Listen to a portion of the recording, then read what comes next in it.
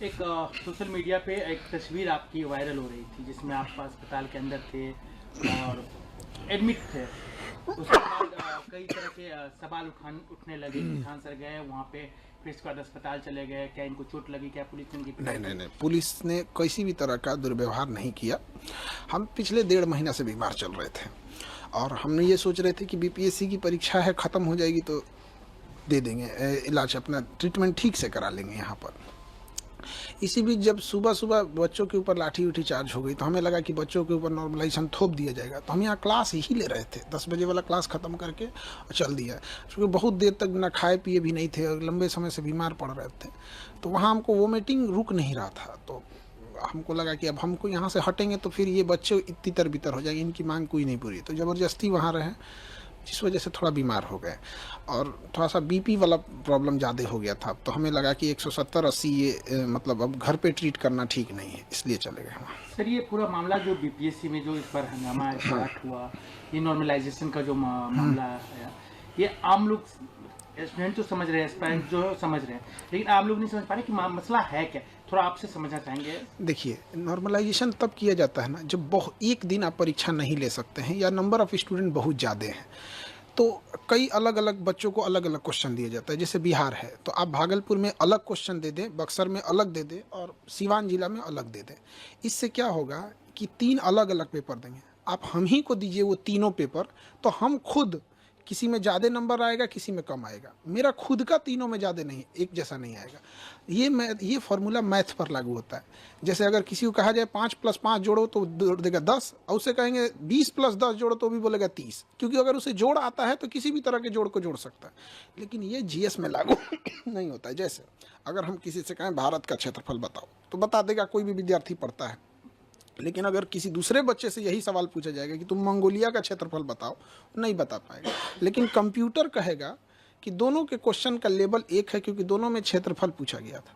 तो यही है नॉर्मलाइजेशन, आप मैथ में कर सकते हैं, यहाँ नहीं कर सकते हैं। अब आप जीएस में कैसे डिसाइड कीजिएगा कि बक्सर का युद्ध का क्वेश्चन ज़्यादा टफ है कि द्वितीय आंग्ल मराठा युद्ध का क्वेश्चन ज़्यादा टफ है। अमूमन अगर आप 100 बच्चों को दीजिएगा बक्सर का युद्ध तो बता देंगे, 100 में 90 बता देगा। लेकिन वही सवाल आप कहिएगा द्वितीय आंग्ल मराठा युद्ध बताइए तो 100 में 50 बता पाएंगे।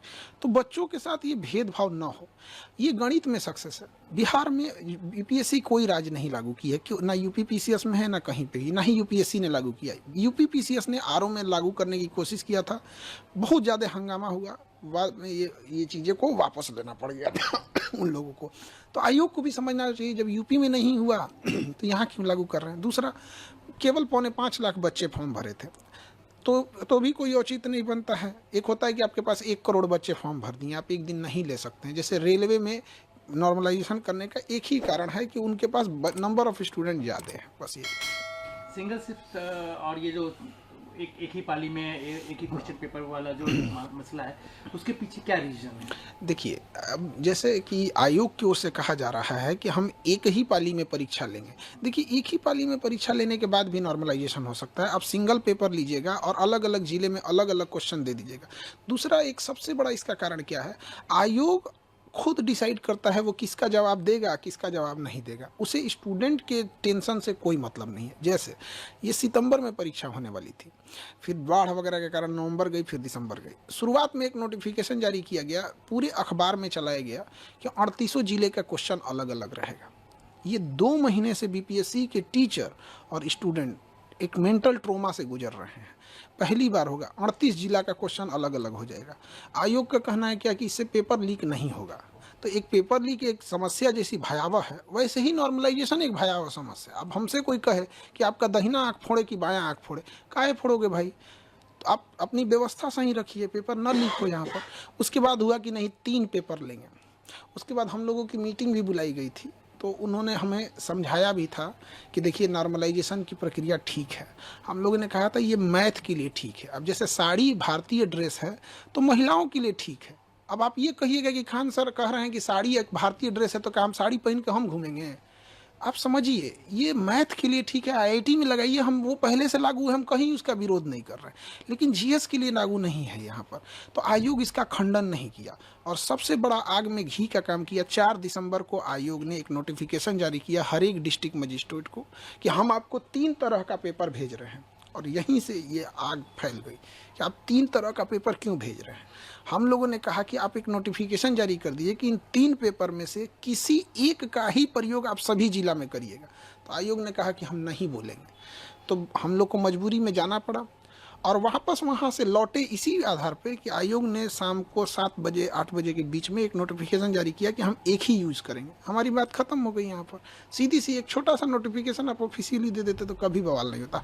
एक शिक्षक से पूछिए, हम लोग चाहते हैं पढ़ाना, शांति से पढ़ाना, 10 घंटा 12 घंटा पढ़ाने के बाद इतना हिम्मत और होश नहीं रहता है कि हम लोग जाके सड़क पे जाके लाठी खाएं। लेकिन सर ये कहना चाहते हैं क्या केवल बीपीएससी नॉर्मलाइजेशन वाला पैटर्न तो नहीं अपना रही है, इससे पहले भी अपनाया गया है कई एग्जाम में? जो भी एग्जाम में अपनाया गया है उसमें 2 ही कारण रहे हों। या तो उस एग्जाम में ज़्यादातर प्रश्न साइंस या मैथ के रहे होंगे जैसे आईआईटी हो गया, या फिर उस एग्ज़ाम में 1 करोड़ से ज़्यादा बच्चे बैठे होंगे जैसे रेलवे हो गया। तो जब बच्चे ज़्यादा बैठ जाते हैं तो वहाँ मजबूरी के कारण लेना पड़ता है, क्योंकि किसी राज्य की क्षमता नहीं है कि 1 करोड़ परीक्षा एक दिन में करा ले। और साइंस और मैथ में है कि वो नॉर्मलाइजेशन साइंस मैथ के लिए बना ही है। हमारे यहाँ ये दोनों चीज़ नहीं है। ना ही हमारे बीपीएससी में 1 करोड़ बच्चे हैं, 4.5 लाख बच्चे, उसमें भी एग्ज़ाम कितना दिए हैं, 3.5 लाख। तो आयोग के पास एक अनुभव होना चाहिए कि जितने फॉर्म भरते हैं वो सारे एग्ज़ाम नहीं दे देते हैं। और दूसरा, हमारे यहाँ जीएस भी नहीं है। पेपर लीक की समस्या कितनी बड़ी समस्या मानते हैं? क्योंकि जब भी होता है बिहार में हल्ला होता है कि पेपर लीक हो गया, हर जगह से यूयू छापा मारना चालू करती है, कहीं पकड़ाते हैं कहीं पकड़ाते हैं, तो ये कितनी बड़ी समस्या है बिहार की? देखिए, ये इससे बड़ी समस्या विद्यार्थी जीवन के लिए कोई नहीं हो सकता है।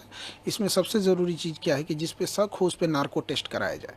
क्योंकि कई बार ऐसा क्या होता है ना कि कोई व्यक्ति खुद नहीं इन्वॉल्व होता है, लेकिन जब उसको पता होता है कि यह व्यक्ति पेपर लीक करा रहा है तो वहाँ आँख बंद कर लेता है।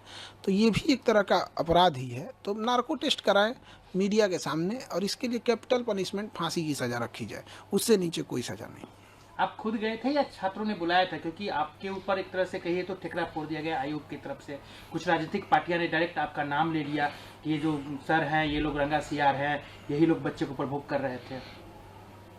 नहीं, ऐसा तो किसी ने, मतलब आप एक बार दोबारा सवाल पूछेंगे, हमको सुन नहीं पाए। हमने हमारे ही एजेंसी पे बाइट मिला था बिहार के बीजेपी के उप मुख्यमंत्री। अच्छा, इनका कि आपके बारे में, एक और सर के बारे में, ये लोग जो है कि शब्द, मतलब उनका कहना था कि मतलब थोड़ा सा प्रवोक कर रहे हैं यहाँ पर। ऐसा कोई प्रवोक वगैरह हम लोग नहीं कर रहे हैं, मजबूरी थी हम लोग की, हम लोग कोई प्रवोक नहीं किए। आप गर्दनी बाग में जो बच्चे प्रोटेस्ट किए थे, आप पूछिए पुलिस से कि एक गमला भी तोड़ा है बच्चों ने, एक गमला भी तोड़ा होगा तो हम बच्चों की जिम्मेदारी ले लेते। उन्होंने कुछ नहीं किया यहाँ पे, तो हम लोग ने कोई भी प्रवोक नहीं किया था इस तरह का। दूसरी चीज़ क्या है कि हम लोग वापस क्यों आए थे, एक छोटा सा नोटिफिकेशन के लिए। अगर आयोग लिबरल रहता, हठधर्मिता नहीं दिखाता, तो हम लोग वापस आ जाते। बिना मतलब के पुलिस को भी इंटरफेयर करना पड़ा। पुलिस का ये सब काम थोड़ी है कि कोई तांडव करे, बीच में पुलिस आ जाती है। आप मानते हैं कि ठीक है, बच्चे हैं, उनका जब हक मारा जाएगा तो प्रोटेस्ट करेंगे, क्या और क्या करेंगे, इतना पता तो चलेंगे नहीं। लेकिन जब वो प्रोटेस्ट करने जाते हैं तो जिस तरीके से उन्हें ठंड में पीटी गई, दौड़ा के मारा गया, किसी का हाथ टूटा, किसी का पैर टूटा, ये बिल्कुल गलत है। वो बच्चे भी जो अधिकारी बने हैं लोग, वो भी एक समय में स्टूडेंट थे, और वो जितने वर्तमान अधिकारी हैं उनसे ही पूछते हैं क्या आप अपने स्टूडेंट लाइफ में नॉर्मलाइजेशन बर्दाश्त करते? वो नहीं बर्दाश्त करते। तो बच्चों को भी पीटा गया वहाँ पर, ये गलत है। यहाँ पर हम लोग भी जब बीपीएससी के लिए जा रहे थे तो डिटेन किया गया थोड़ी देर के लिए, बाद में छोड़ा गया जब नोटिफिकेशन आ गया तब। सर ये बताइए कि खान सर नॉर्मलाइजेशन को लेकर अब क्या करेंगे, आगे क्या करेंगे? अब ये 2024 पे तो नहीं हुआ, 25 में भी लागू नहीं होने दिया जाएगा। अब इसके लिए हम लोग जहां भी जाना पड़े, संबंधित अधिकारी जिनको अवगत कराएं इन सब चीज़ों से, यही हम लोग। पेपर लीक हुआ है सर? अभी यहाँ पे तो आयोग अपना प्रेस कॉन्फ्रेंस अभी दिया है। अब उसके में आगे क्या कर रहा है आयोग का, अभी पूरी प्रेस कॉन्फ्रेंस चल ही रही है उनकी। ये प्रेस कॉन्फ्रेंस आयोग का खत्म हो जाता है तब हम कुछ बता पाएंगे, क्योंकि अभी तो प्रेस कॉन्फ्रेंस रनिंग है। रद्द कर दिया गया। हाँ, ये तो अभी बापू परीक्षा परिषद वाला को रद्द किया गया है। आगे पूरी प्रेस विज्ञप्ति क्या आती है, अभी वो प्रेस कॉन्फ्रेंस रनिंग में है, तो हम अभी पहले उसको पूरा देख लेंगे तब बता पाएंगे। पटना एडमिनिस्ट्रेशन की तरफ से एक सीसीटीवी फुटेज जारी किया गया, उसमें दिखाया गया है कि एक सेंटर पे कैसे जो है कुछ स्टूडेंट जो है निकल जाते हैं बाहर।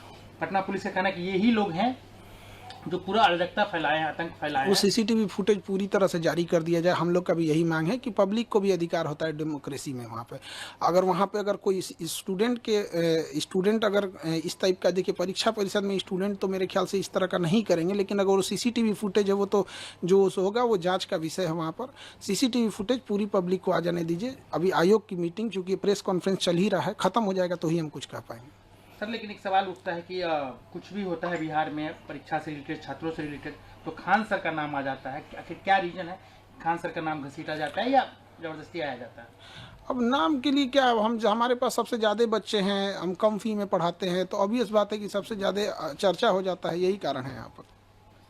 एक चीज़ और सवाल सर कि आगे भी जितने आप पे आरोप लग रहे हैं, मतलब जो भी लगा रहे हैं, सोशल मीडिया के ज़माने कोई भी उठता है किसी के बारे में कुछ भी लिख देता है, तो क्या आप छात्र के साथ रहेंगे? हम छात्र के लिए मेरा जीवन समर्पित है। रही बात सोशल मीडिया पे, तो हर छोटा इंसान बड़े इंसान पे आरोप लगाता है। ये सोशल मीडिया का एक फैशन, एक ट्रेंड बन चुका है। अब कोई उठ के कहेगा कि नरेंद्र मोदी का भाषण हम ही लिख के देते हैं, तो नरेंद्र मोदी तो उसको क्लियर करने आएंगे नहीं, वो तब तक चिल्लाते रहेगा कि हम इतने विद्वान हैं कि हम ही भाषण लिख के देते हैं। तो ये तो कोई बात नहीं ना होती है। अब आपकी तबीयत बिल्कुल स्वस्थ है? अब तो ठीक है, तबीयत ठीक है। एक चीज़ और सर कि कहा गया कि आपको जब हिरासत में लिया गया तो क्या आपके साथ किसी तरह की ज्यादती हुई? क्योंकि आप इसके बाद अस्पताल चले गए तो लोगों को बहुत सारे सोशल मीडिया पे वीडियो वायरल हो गया कि आपके साथ मारपीट की गई है, आपकी तबीयत ठीक नहीं है, पुलिस के खिलाफ हमने देखा ट्रेंड बिहार पुलिस चलने लगी। नहीं, देखिए ये जो भी अफवाह उड़ा रहे हैं गलत है। पुलिस ने मेरे साथ कोई ज्यादती नहीं की। थोड़े देर के लिए डिटेन रखा, जो लॉ एंड ऑर्डर के लिए पुलिस को करना पड़ता है, और वो पुलिस की, हम इसमें पुलिस का नहीं कहते हैं कि पुलिस ने गलत किया। पुलिस का जो कर्तव्य बनता उन्होंने उसको किया। हम लोग वापस इसलिए आए कि जो हमसे पुलिस स्टेशन में बताया गया कि आपकी बात मान ली गई, नोटिफिकेशन आ गया है। हमने कन्फर्म करने की कोशिश की तो वहाँ नेटवर्क उतना नहीं था, तो लोगों ने बताया कि हाँ आ गया है। तो जिनका नॉर्मलाइजेशन जैसा मुद्दा था वो लोग वापस जाने लगे। पुलिस ने कहा कि वापस आप अगर जाएंगे धरना स्थल पे तो हम आपको एफआईआर कर देंगे। तो फिर मजिस्ट्रेट साहब आए और उसके बाद डिटेन खत्म हुआ, तो फिर वापस वहाँ से आए। तो धरना स्थल चूंकि सामने ही है, तो पुलिस को ऐसा लगा कि अगर हम यहाँ छोड़ देंगे धरना स्थल पे तो ये फिर वापस धरना पे बैठ जाएंगे, क्योंकि पुलिस के पास ज़्यादा एक्सपीरियंस होता है, ऐसा हुआ होगा। इसलिए पुलिस ने कहा कि हम आपको धरना स्थल पे नहीं छोड़ेंगे वहाँ पर। तो फिर हमको अब कहीं भी उतार दीजिएगा तो हम नहीं ना, आप हमको गाड़ी में उतार के आप कहीं चले जाइएगा यहाँ पे। तो हम कहें सर आप जहाँ उतारिएगा वहाँ बोलिए, हम वहाँ हम अपनी गाड़ी मंगा लेते हैं यहाँ पे। तो उसके बाद डिटेंशन मेरा खत्म हुआ। मजिस्ट्रेट साहब आए और सीनियर जो डीएसपी मैम थी वो, उनके आने के बाद ही डिटेंशन खत्म हुआ, क्योंकि जब तक कोई सीनियर नहीं आते हैं डिटेंशन खत्म नहीं होता है। अब आप इस झगड़े को, मतलब जो अभी जो क्लैश चल रहा है, ये कोई किससे क्लैश, मतलब बीपीएससी स्टूडेंट और आयोग के बीच में जो भी मसले हैं, इसका सोल्यूशन क्या है? देखिए सोल्यूशन ये है ना कि आयोग जो भी चीज़ कर रहा है उसको क्लियर कर दे।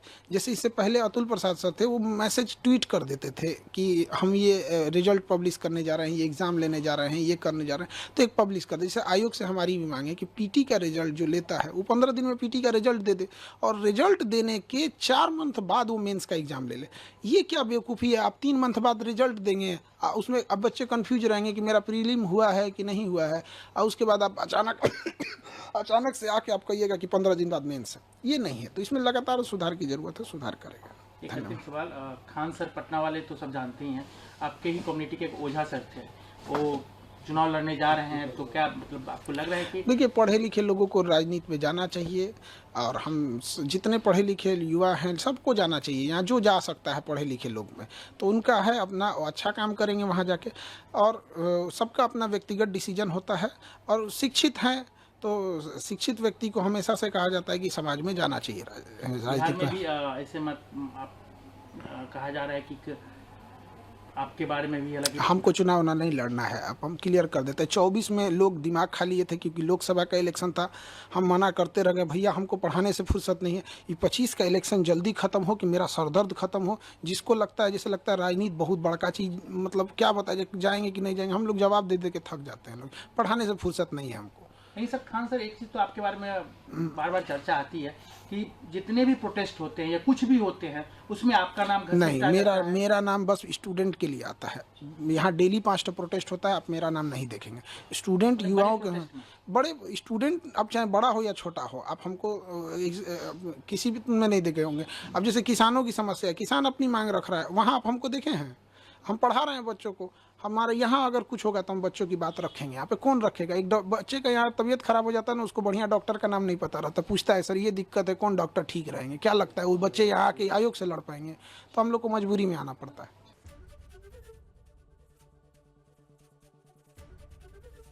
एबीपी गंगा, खबर आपकी, जुबान आपकी।